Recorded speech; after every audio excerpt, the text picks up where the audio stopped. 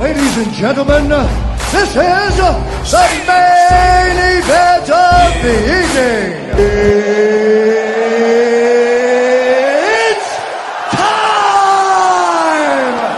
This is FAISAL Khan for Lights Out, and with me via Zoom, all the way from Canada, I'm delighted to be joined by the big cat, Jesse Arnett. Jesse Arnett, the pro MMA fighter. Jesse, how's it going? I'm doing good, brother. Thank you for having me on the program, all the way from UK here in Canada. Oh, it's pleasure's all ours. Glad to finally get you on. Been speaking to you over Instagram the last few days. Checking out a few of your YouTube clips, especially highlights from your previous fight. Before we obviously get started, you're telling me about the cold weather right now, minus 30 in Canada. How are you guys handling it? We're staying inside, and even my dog, when he goes outside to use the washroom, he's back in no time. So we're doing what we can to stay warm inside and trying to get a sweat every day indoors. And obviously, you must be keeping in shape indoors as well. You've been telling me you've got a gym built in the basement. How's that working for you? It's good. My friend Curtis DeMars, he's actually fighting for a championship here in March, and I'm pretty sure I got something coming up in March. So we're just staying ready, getting ready, and enjoying some training daily. Whenever you speak to someone during an interview, obviously one thing that does come up in the interview, I'm pretty sure, is the pandemic. Not too sure what the situation is like in Canada right now, but what can you tell us? How are things over there with the whole coronavirus pandemic situation right now? It's a lot like other places in the world, just like I mentioned off air, our gym just opened up, but it's for one-on-one only. We do have small groups that train, but we have no classes. Jiu-Jitsu class, boxing class, wrestling class is totally shut down, like most of the places in the world. So we're doing what we can through the restrictions. I heard UK is pretty bad. Parts of Canada are worse than others. We live in Alberta, and it's like the Texas of Canada. So we have our restrictions, but they're definitely not as tight as Ontario in the east, or even Montreal has. Quebec has a curfew. So we're lucky we don't have those restrictions implemented yet. But mostly we are just eager for the gyms to open back up. Well, you said you're not too sure about what the situation's like in the UK. It's pretty bad right now, but we're all trying to stay positive, just like yourself. We're all hoping we can get back to some normality sometime soon. Don't know when that's going to be, but listen, we just got to keep our fingers crossed. I've got to ask you the question. You mentioned you're from Alberta. One of my heroes, growing up, a massive WWE fan. So I have to ask you the question: have you had the privilege of meeting the Hitman, Bret Hart? 100%. That's crazy that you say that. Growing up, I grew up in like the Monday Night Wars, the Attitude Era. So it was crazy, like when wrestling was at its best. So yeah, I've met Bret Hart. When I was younger, I actually wrestled in the first ever Stu Hart tournament, and I got outstanding wrestler, and I met his father, Stu, and I also met Bret. This was like year 2000, and I was so happy because I was actually I'm actually from Vancouver originally. I live in Alberta now, so I always knew about the Harts, and mad respect to them. And then Bret Hart came to one of the Hard Knocks events a couple years back, and I got to meet him again there. So Bret's a good guy. But you're probably not going to want to hear this. I grew up a Shawn Michaels fan. So there's two types of wrestling fans. There's a Shawn Michaels fan and a Bret Hart fan. We're not going to talk about the Montreal screw job anytime No, soon. we won't. Michaels was a great wrestler as well. He was a great entertainer. I loved them both. But I think Bret Hart was just one of those wrestlers that come up at a time where Hulk Hogan was around. You had the Ultimate Warrior, Rowdy Piper, Yes. $1 Million Man, Ted DiBiase, and for Bret Hart to do what he did at that era, to become the face of that company, I thought was brilliant. And he had a great wrestling career. You mentioned you obviously wrestled quite a few times with Stu Hart, and you took part in the Stu Hart tournament. But did Yeah. you have the privilege of going down to the Stu Hart dungeon? No, I never. I've been outside the house before. My brother's been outside the house as well, but I've never been to the dungeon. No, I was a little. It's nice saying this, but I was a little too young at the time, so I never got my chance in the dungeon. However, going back on what you said, Bret Hart was the first small guy who broke through, really. So I respect that. After Randy Savage, he was a little smaller than Randy Savage. He was the first guy that broke through that wasn't Hulk Hogan or Ultimate Warrior size. So I think Bret Hart paved the way for the smaller guy in pro wrestling. Till this day, I'm still watching old wrestling clips such as the 1994 Royal Rumble, or when he beat Yokozuna at WrestleMania to win the WWF title. I still remember his match with the British Bulldog at SummerSlam. Honestly, an amazing figure, and the wrestling background that the Hitman comes from. You know, you look at other fighters from the Hart family. You know, you look at his brother Owen Hart, for example. They've all got an amazing background in terms of wrestling. So fair play to you, man. I'm not going to sit here and act like, yeah, well done. I'm so jealous of you that you've had the opportunity to meet Bret. If you can get me 10 minutes of his time, I'll be in debt to you forever, honestly. Oh wow, hey, that's awesome. That's awesome. I know Bret Hart, he has major fan base in the UK. He all around the world he was very popular. Even at the end there though, they turned America on him, his character. It was funny. Well, listen, he's an iconic figure in the wrestling world, and honestly, some of my proudest moments growing up as a child was Monday Night Raw and watching Bret the Hitman Hart and those rivalries with the likes of Shawn Michaels and Stone Cold Steve Austin. Let's move on. Let's just start talking about a bit of a recap from your last fight, which was at the start of the year on UAE Warriors. A points decision win over Elias Budigsdam. I'm sure you've had a chance to watch the fight over again. How would you assess your performance on the night? You know what? I've had 24 fights. My next one will be my 25th. I was just one of those fights where I couldn't pull the trigger properly. We both had good defense. We both had a lot of experience, and I felt we were canceling everything out. Looking back, I finally watched it, and I thought I won each round very close. One judge thought I won every round very close too. It was the other judge who thought he won every round really close, and that's why we had a split decision. He was a game opponent. He was a live guy. He was better than I anticipated. Not that I ever take anyone lightly, but usually my punches land nicer. Maybe I should have went for more takedowns. I think if I would have forced the takedown over and over and over again, I finally would have got him down, and then I would have been able to work on top.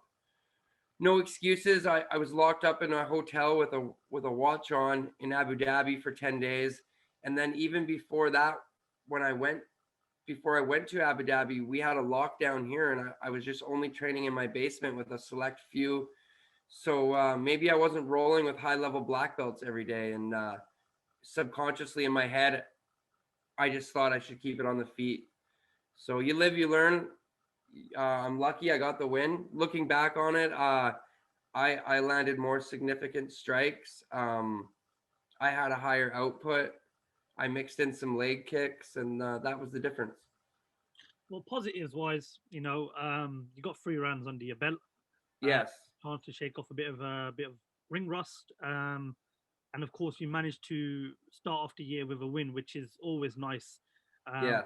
Any way that you look at it. Now, in terms of going forward, can we expect to see you on another UAE Warriors show? Because that was a pretty good show. I believe it was also Khabib's father's memorial show as well. Yeah, that was a great show, man. It sucked. It didn't suck, but Dana was there and Matt Serra, and they did the looking for a fighter, and it was just like going back, I would have went a little harder, not harder, but try to push for that opening, for that finish. I remember in the 3rd round, things started getting better for me before the eye poke and that other stuff happened. I started to get some momentum. I think if I had a 4th or 5th round, I would have put that guy out, put him away, got him out of there. But great experience, man. The UAE Warriors show, the production was world class, and yes, I for sure I'd have an opportunity to go back out there in March. I have a couple opportunities right now that we're dealing with, my management's dealing with, but for sure I would go back to UAE Warriors. And obviously, you mentioned March. That's a potential date for yourself. Has there been any sort of plan that's been given to you? How many times can we expect to see you in the octagon in 2021, given with what's everything that's going on in the world right now with the pandemic? I'm gonna stay busy. If I'm not fighting in the two big promotions, I'm gonna try and get 5 fights this year. So that's the goal. That's my goal. That's my management's goal. We'll be ready to go for March. There's a couple options, mid-March to late March, and then not getting ahead of ourselves, but there's some stuff available in May in North America. So hopefully I can just stay injury free, get in there next time and get a finish. Back to my old ways. I don't like getting decisions. I got 14 finishes and I got 2 decisions back to back. It's not like me. I'm fighting smarter. I'm fighting the best fights of my life, but if I'm not pushing forward and putting that crazy pace on that got me to where I'm at, it's harder to get that finish. You know, it's almost the more experience you get, the more you don't know. It's a hard game.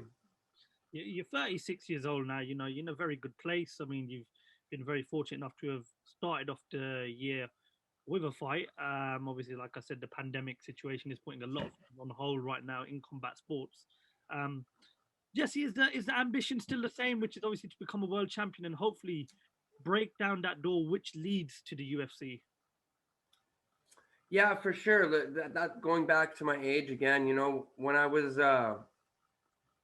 people have heard this in interviews before, but when I was 33 years old and I was on a 12 fight win streak, I got a UFC opportunity. And then the promotion I was with at the time didn't let me out of my deal, which was like, oh, it was horrible, right? And then I took a loss, took another loss. And now I battled my way back to this 3 fight win streak. However, the UFC, they like young guys, right? So to them, I might be a little bit old. So I've been put on the short notice list. However, in America right now, all the P1 visas are shut down. So they can't even sign anybody new in America or on short notice because of P1 visas. That's why I was out in Abu Dhabi too, maybe hoping to get short notice on Fight Island. The UFC matchmakers and the UFC obviously know who I am. And right now, the only chance I'd have to fight in the UFC would be on short notice. So it is what it is. I'll take it as it is, and just keep stacking up wins. Well, listen, fingers crossed that you do get that opportunity on the big stage. You know, the UFC. It's a sport that's been growing massively over the last few years. You know, there's a lot of hype behind it, and I can see why. Of course, we started off the year with UFC 257. Now I'm going to have to obviously get your thoughts on the actual show, including the main event, Dustin Poirier stopping the notorious Conor McGregor. Were you surprised, or did you expect that to happen? Well, I like Connor. Not surprised because McGregor, when it gets tough, sometimes he falls. I was actually there live, and I had phenomenal seats.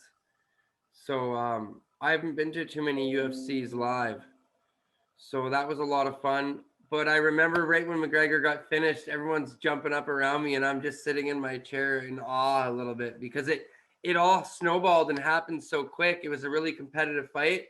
And then Connor got held up against the cage and he got caught with a couple punches. And then 10 seconds later, he was out on the mat. So hats off to Dustin Poirier, man. Nothing pretty about that guy. He just knows how to win. He gets it done every time. And I followed Dustin Poirier since Fightsville, that documentary that came up when he was on his come up. So I don't know if anyone deserves it more than a guy like Dustin Poirier. But it'd be nice to see a third fight. We'll see if Connor can come back. Connor's good when things go wrong and he can readapt and come back.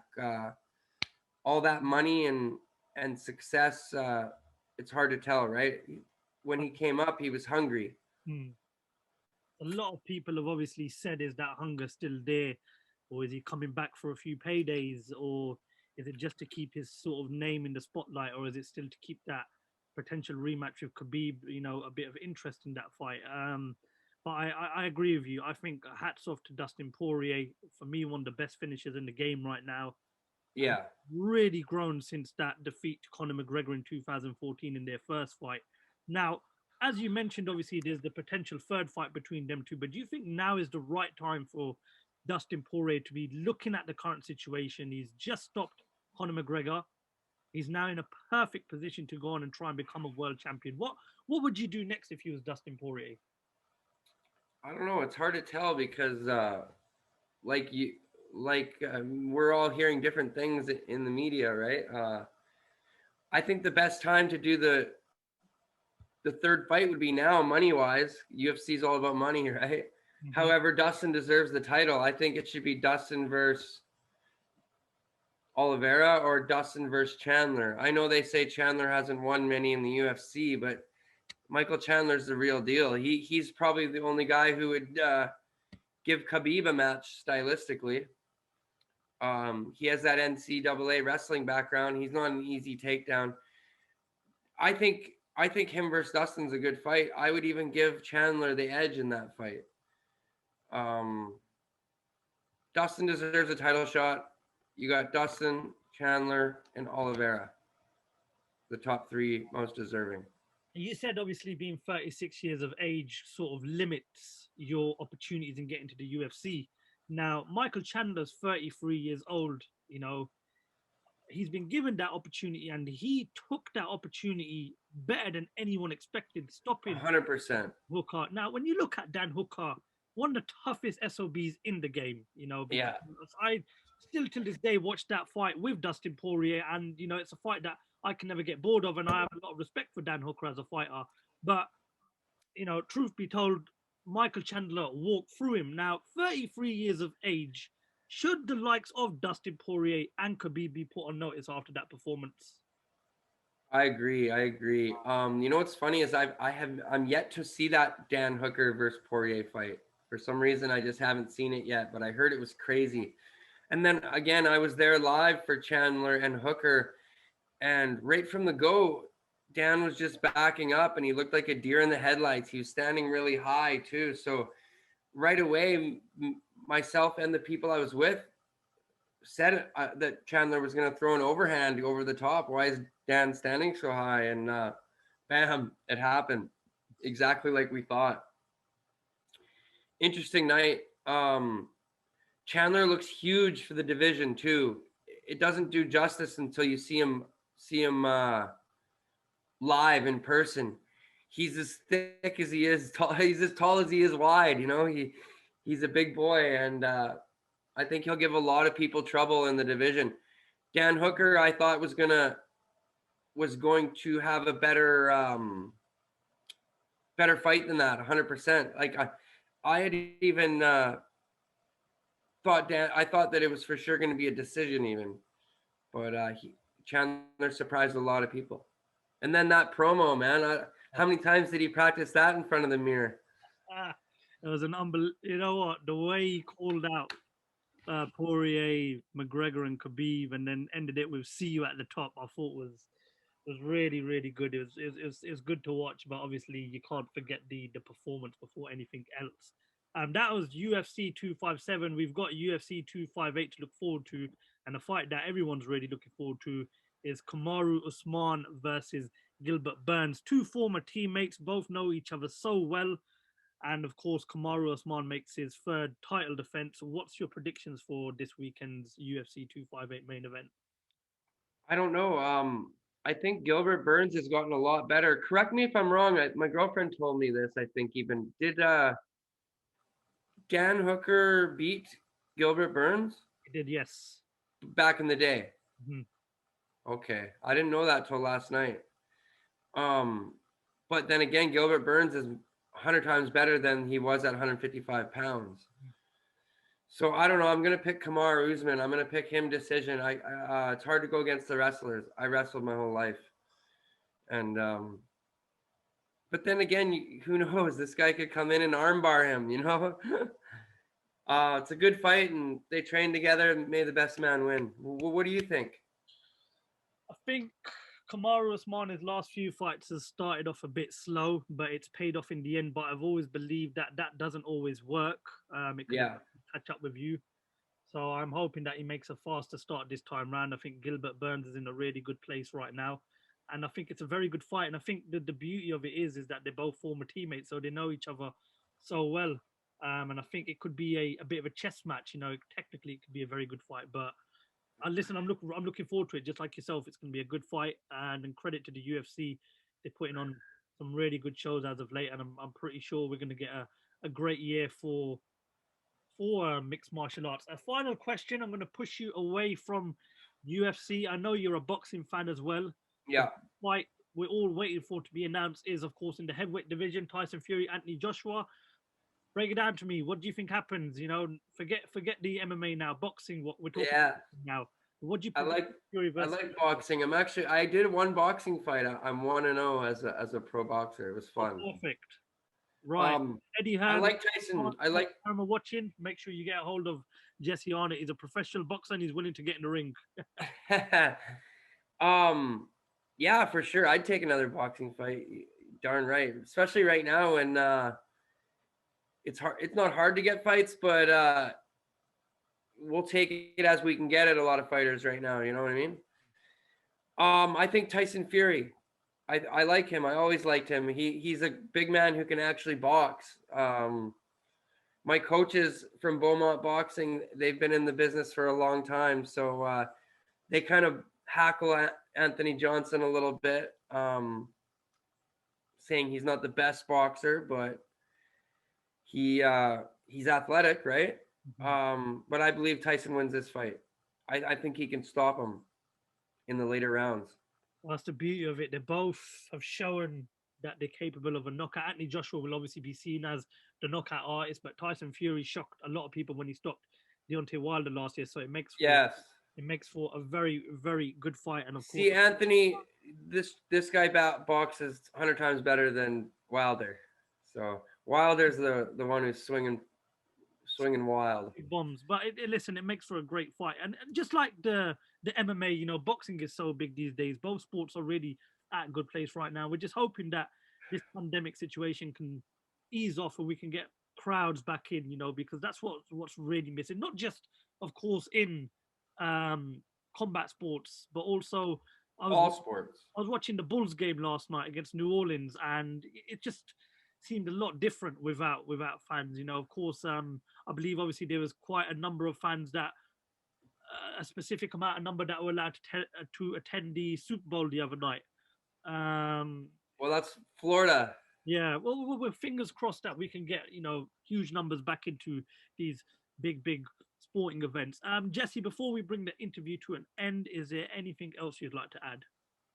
I just want to thank you guys. Thank you for having me on the show, and just keeping positive and staying in the gym, doing what we can daily, and grinding through this pandemic. That's what we're doing.